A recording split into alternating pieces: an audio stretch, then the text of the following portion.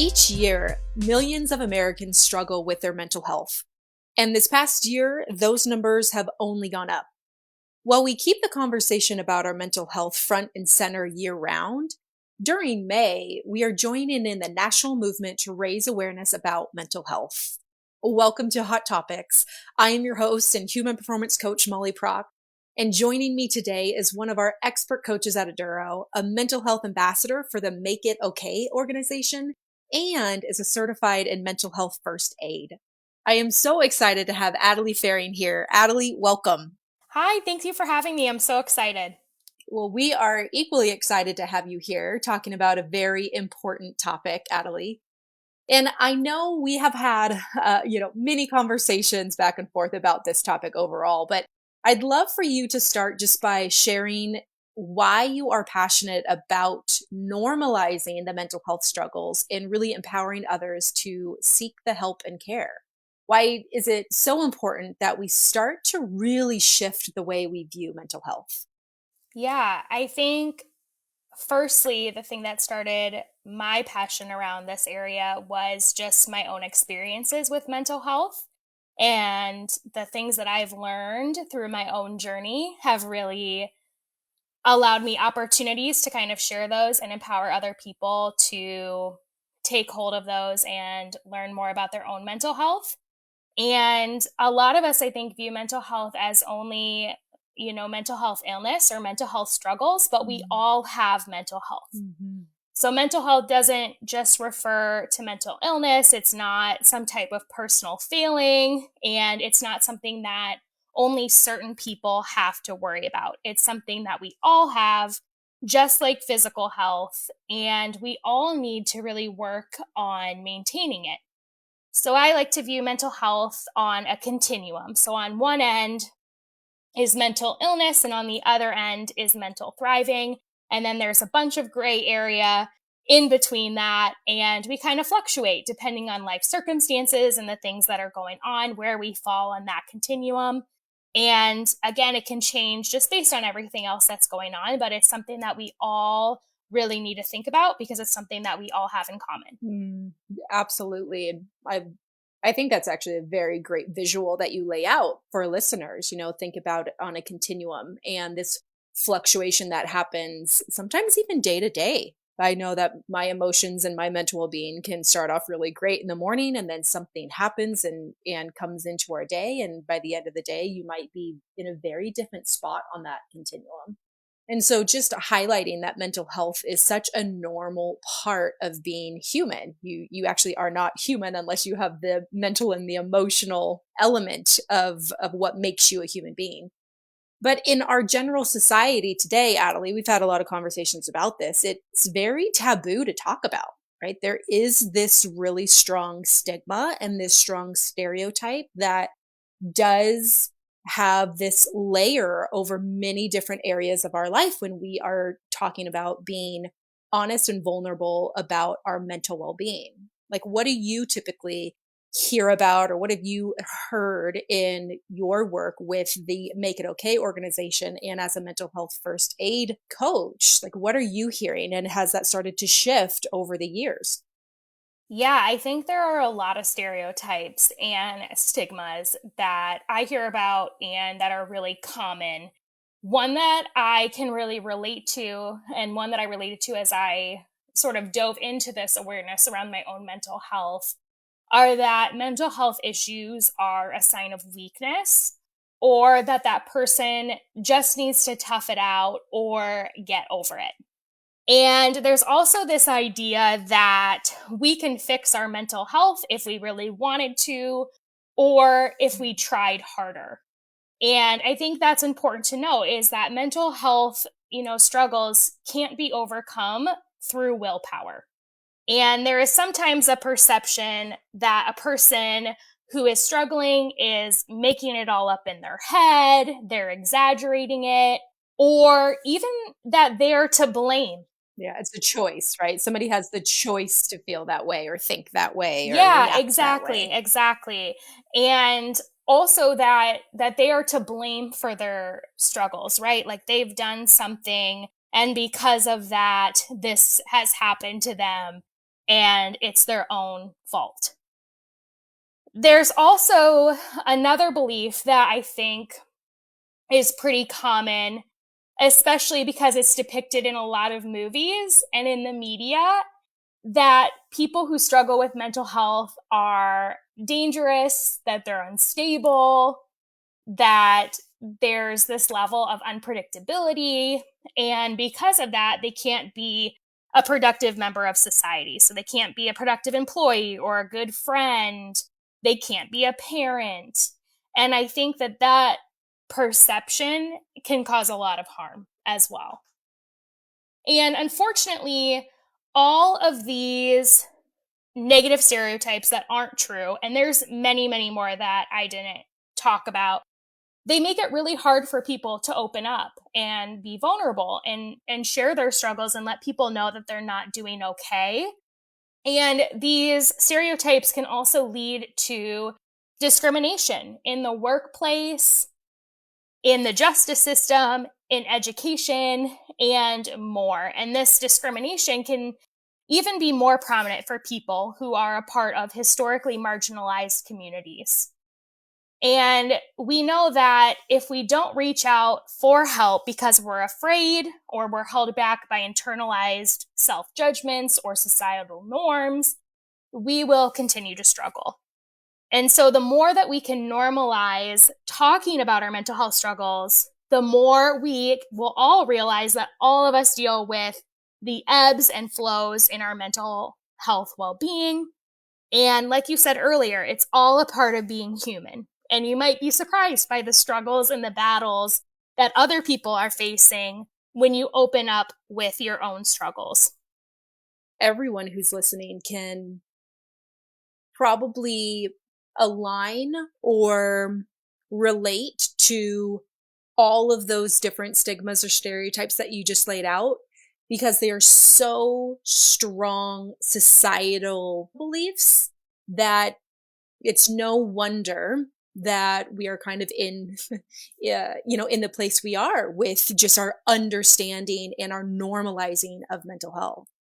And so, you laid out these very common kind of stigmas and stereotypes as a society, as a community, in the world. And I think that it's important to also be able to look at your inner belief about mental health, right? Everyone has their own personal belief with their own mental health.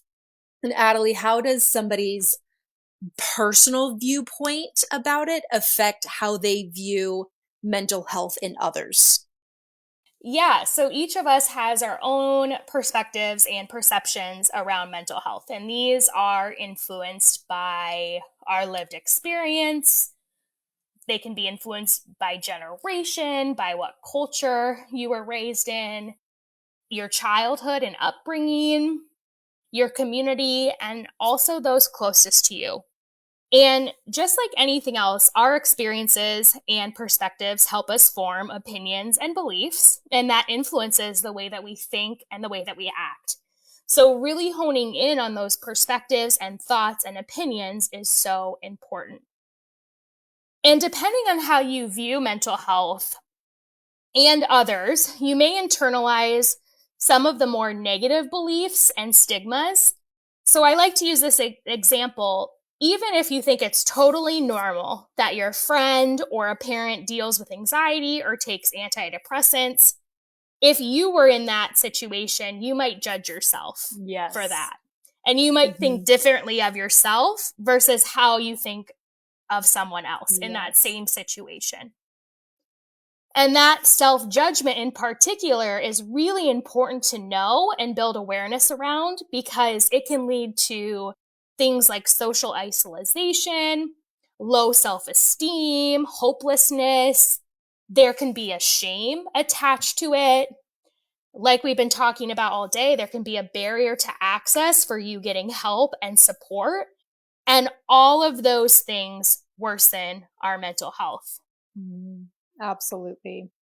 Yeah. And in particular, with this idea of self-judgment, I'm 32 now, but I was 26 years old the first time that I went to therapy. And I knew something was off. I wasn't feeling right, but I was stuck on the notion that I was strong enough to handle this situation, just like I had every other situation in the past. And I was raised in a household where mental health didn't exist. So therapy wasn't a thing that people did or talked about. And growing up, crying was a sign of weakness in my household. So I was a young adult the first time that I actually cried in front of someone. And there was this idea of what happened at home stayed at home. And there was a strict moral code of guarding family secrets and shame surrounding needing support. And I struggled in silence for 2 years before I finally reached out to a therapist and made an appointment. And at that point, I was idealizing suicide, and my close friends were actually really concerned about my well being. And so, just the impact of being raised in a household and your upbringing that has so much stigma around mental health care really caused a huge delay in me getting help and getting support, and even to deny that I needed help until I was at a breaking point. And this is really why I'm so passionate about talking about it and helping people and ending the stigma, because I don't really know what my future would have been like had I not received help. And the more I talk about it, I realize that, these things are so common. People are also struggling with these things. People are also waiting to get mental health support because of stigma. Absolutely. My mental health struggle really hit me in the face really hard right after I had my daughter. So I suffered from very severe postpartum depression. I was very unaware of what like that actually was, what that actually meant. I didn't hear about it when I was pregnant, right? And I was one of the first ones out of my friend group to have children. And so this wasn't talked about, like the emotional struggle wasn't talked about. So I just remember being so low and angry and sad and scared and overwhelmed and beyond tired in the moment, as in the first year or so of my daughter's life. And I really just associated it with being a new mom. I was like, well, I should be tired because I'm a new mom. I should be scared or sad because I'm trying to care for this newborn. And I just didn't have the resources or the wherewithal to really understand that this was beyond the normal experience. And I remember, Atalie, at that 1 year follow up appointment for my daughter, I was talking to our doctor, and I just had this extreme breaking point, this extreme breakdown in the middle of her office. And I stared at her in the face and I just said, I am not okay. And it was at that moment that I realized the severity of actually what I was going through. And oh man, I was so ashamed of it.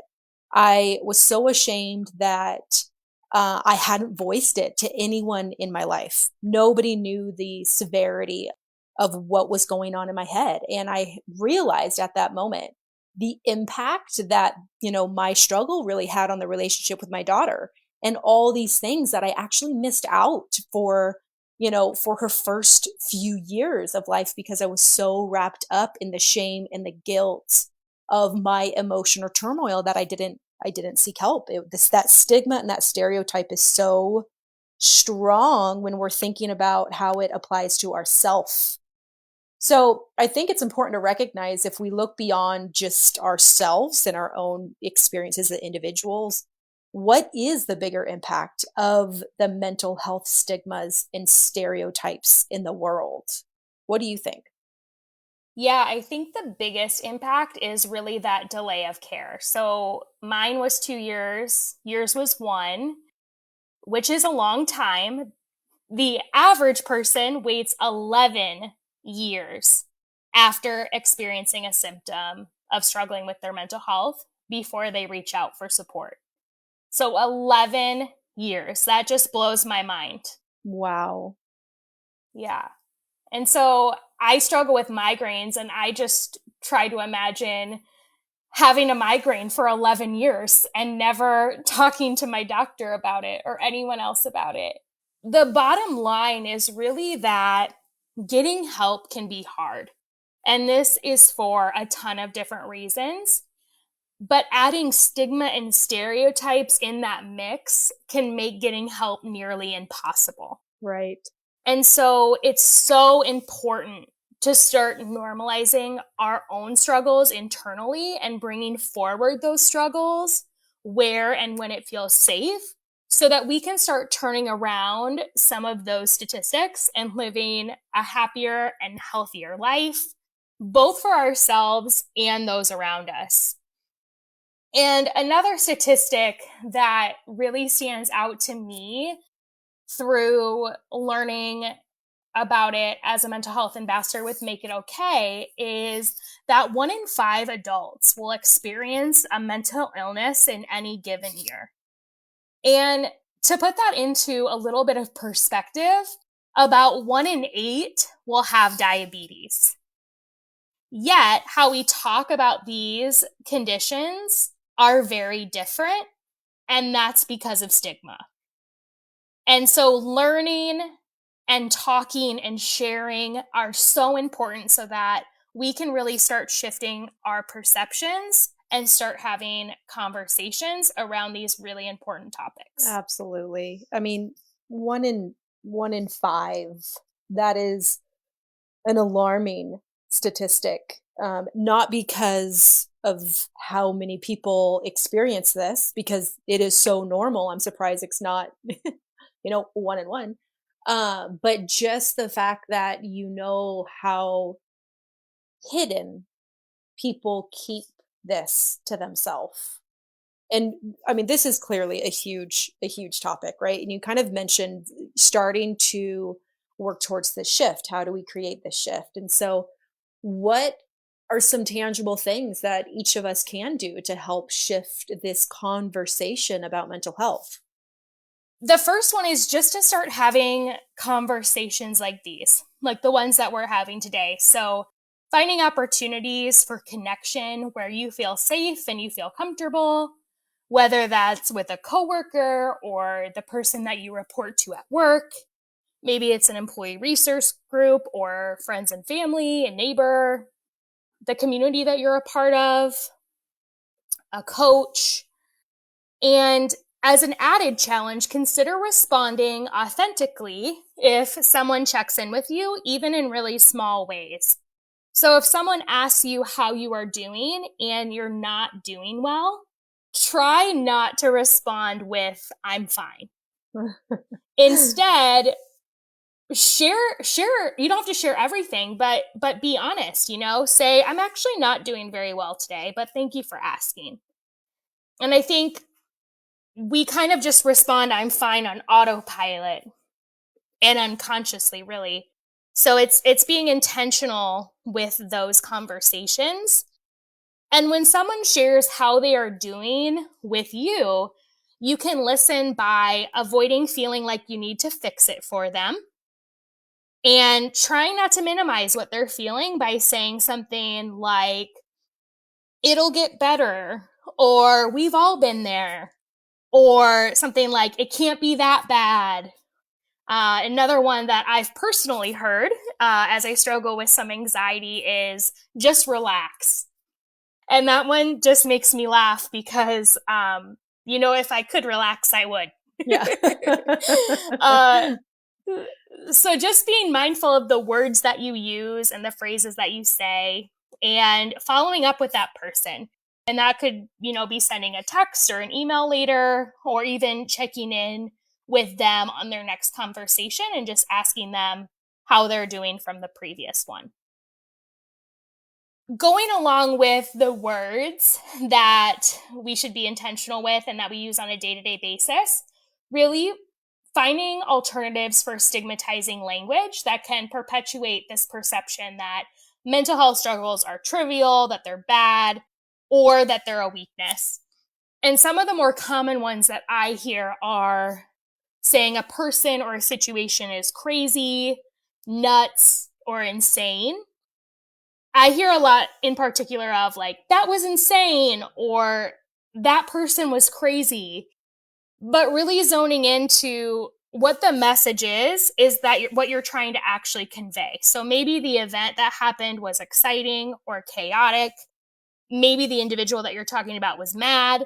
Using those words instead of stigma perpetuating ones. Yeah. And I also hear things like, so-and-so is so OCD when they do X, Y, and Z. So using that psychiatric term to define a certain behavior when they aren't actually diagnosed as OCD. Instead, it goes back again to thinking about the message that you're actually trying to convey. Maybe that person is a perfectionist when they're doing that type of behavior. And another one that I just recently heard was, that project gave me PTSD. And again, goes back to misusing a psychiatric term and thinking about, what am I trying to say here? Maybe that project was really challenging, or maybe it upset or frustrated you. And I'm sure, Molly, you've heard other ones Absolutely. As well. I think you highlighted like the crazy, the one that I like to refer to is when people are like, hey, just go nuts with it, right? Feel free to go nuts. And that one was an interesting one that actually was called out for me. Like I would use that term, and I was called out on it. Yeah, absolutely. Absolutely. And the final thing that I think we can do is to really spend time reflecting on our own experience with mental health. So not only being intentional with our word choices, but zoning in and figuring out what our perceptions and stigmas are and where they stem from, whether it's our family beliefs like mine did or experience, and really building up that self-awareness. And even tuning into where you may be unintentionally perpetuating stereotypes and stigmas around mental health, and how those might influence how you show up both for yourself and for others. And one important note here is that if mental health is kept in the shadows, if we do not talk about it, people will continue to be hesitant, confused, and even fearful about prioritizing their own mental health. And so give yourself permission to be a human being, to make mistakes. We all have mental health, whether you're stuck, struggling, thriving, or somewhere else along that continuum. And in doing so, you give others permission to do the same. Absolutely. Atalie, I can't thank you enough for coming on here today, sharing your experience for everyone to hear. And I know, my goal, if this conversation between you and I, helps just one person feel a little bit more comfortable sharing, what they might be struggling with or experiencing or battling, then I know that we did good. We did good here today. And I know this conversation has really helped me see what I can do to make mental health conversations feel more normalized, and it's definitely given me a few ideas of how to continue to shift my own view. There are some great resources from Aduro and the organization Make It Okay that I will be sharing in the show notes below. To our listeners, thank you for joining me for this hot topic. Join me again next month for new ideas and opportunities to unlock potential in yourself and in others. Until then, be well.